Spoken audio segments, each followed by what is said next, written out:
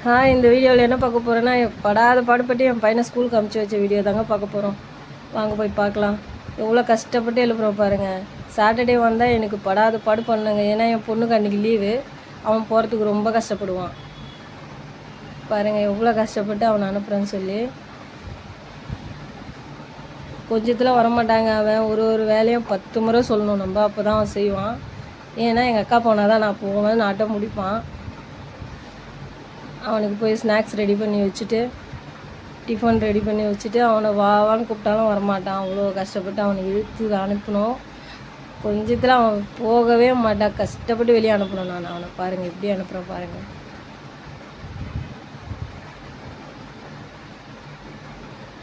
தோசை கேட்டிருந்தான், தோசை சுட்டு கொடுத்தேன்.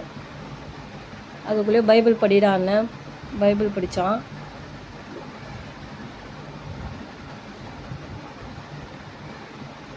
சீக்கிரம் சாப்பிட்டு கிளம்புடான்னு சொன்னேன். மெதுவாக சாப்பிட்டு கிளம்புனான். ஷூவெல்லாம் போட்டுட்டு கிளம்பிட்டு கழுத்தை பிடிச்சி வெளியே தள்ளாத குறையா தள்ளின பிறகு தாங்க போனான் அவன் வெளியே. எப்படியோ கடைசியாக அவன் ஸ்கூல் கிளம்பிட்டாங்க.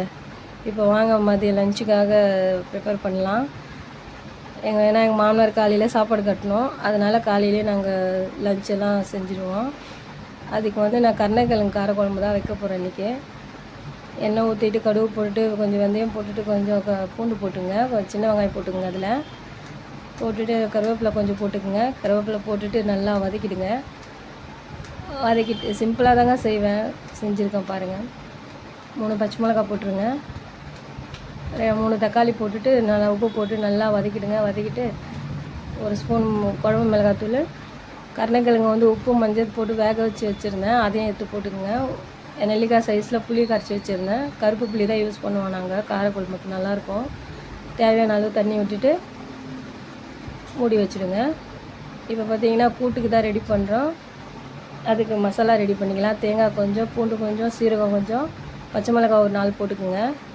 காரத்துக்கு பச்சை மிளகாய் தான், வேறு எதுவும் இல்லை. எண்ணெய் ஊற்றிக்குங்க.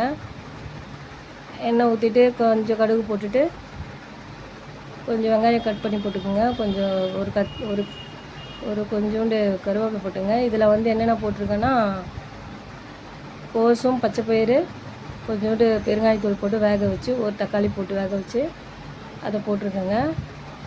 அப்புறமா தேங்காய் மசாலா எடுத்து அதில் போட்டுட்டு கொஞ்ச நேரம் பச்சை வாசனை போகிற வரைக்கும் மூடி வச்சுருந்தேங்க. Okay bye. இந்த வீடியோ எப்படி